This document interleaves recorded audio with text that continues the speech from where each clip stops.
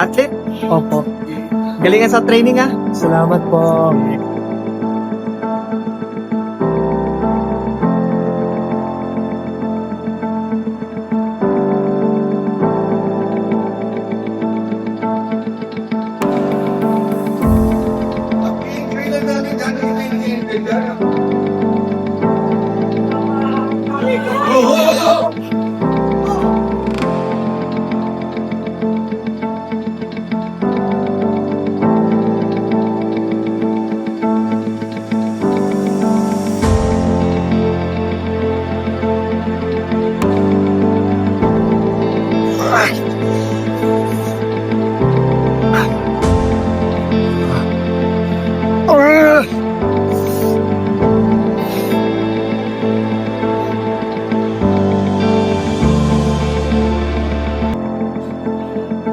Ha? Ah.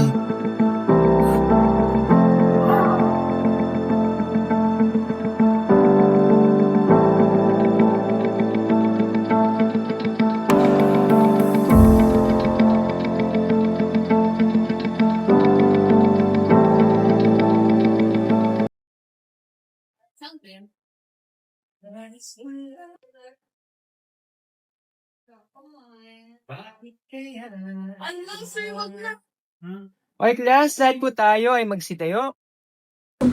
Okay, magkita-kita tayo, class, sa susunod na balita, paalam klase. Maraming salamat tayo for mag-ingat. Class, discipline tayo. Ingat. Dani.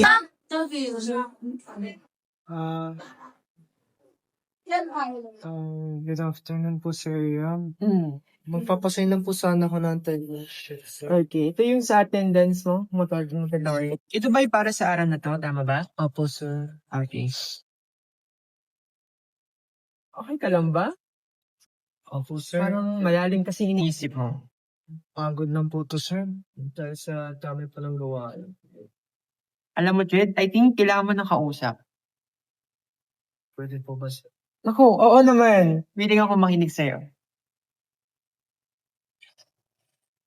Sir, kasi lately po parang nakaka-drain.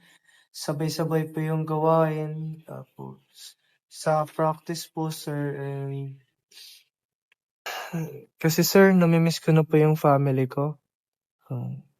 Ang hirap po kasi na mawalay sa kanila, sir. Minsan nga po, sir, napapaisip na lang po ako na sumuko na lang po dahil sa sobrang pagod. Jed, kaya pa ba? Kaya pa?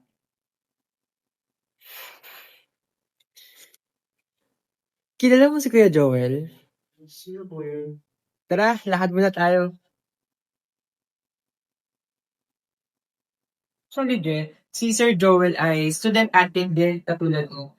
No, tumatakbo siya, nangangarap, nagpupursige, at sa palagi ko kakayang-kaya mo rin katulad ng kanyang ginawa. Ano pong kwento ng buhay niya, sir? Paano niya po nalagpasan yung mga sulat? Sa totoo lang, Jed, hindi naging madali yung buhay ni Kuya Joel eh. Noong 2 taong gulang pa lamang si Joel ay nawalan siya ng ama. Kaya mag-isa siyang pinalaki ng kanyang ina na nagsilbing ilaw ng tahanan. Dahil sa hirap ng buhay, ay hindi kinaya ng kanyang nanay na ipagpatuloy si Joel sa pag-aaral sa high school. Nadiskubre ni Joel ang kanyang husay sa pagtakbo. Kaya, ginawa niya itong instrumento upang mabuhay at para matupad ang kanyang mga pangarap. Dahil sa kanyang determinasyon at pagpupursige, ay nakapasok si Joel sa palarong pambansa.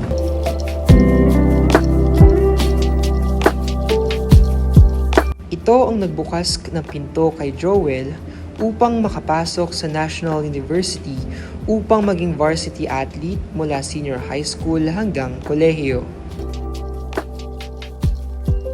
Hindi naging madali ang pagiging varsity athlete ni Joel. Sa katunayan, siya ay humarap sa maraming pagsubok, pagod, at sakripisyo. Ngunit dahil sa tulong ng kanyang mga kaibigan, mga guro na nagsilbing kanyang mga pangalawang magulang, at pananalig sa Diyos, ay nakatapos na siya sa programang Bachelor of Physical Education. Pagkatapos ng kolehiyo, ay napilitan siyang magtrabaho sa NU Nazareth School bilang isang security guard para matulungan ang kanyang pamilya. Ngunit hindi ito naging sagabal para isantabi niya ang kanyang pangarap bilang isang guro. Pinagsabay niya ang trabaho at ang pagsusunog ng kilay sa pagse-self-review. Hindi ito naging madali, ngunit dahil sa pagsisikap ay unti-unti niyang natupad ang kanyang pangarap. Si Joel ay nakapasa sa licensure examination for teachers.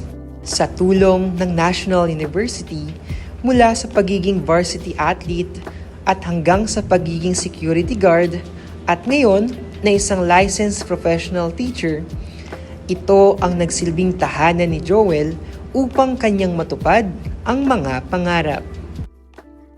Jed, alam kong kaya mo rin. Sige sir, una na po ako. Malilate na po ako.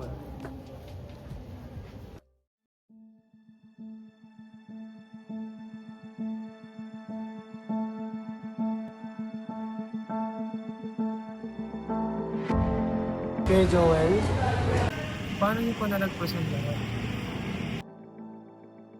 Dahil naniwala akong kaya ko.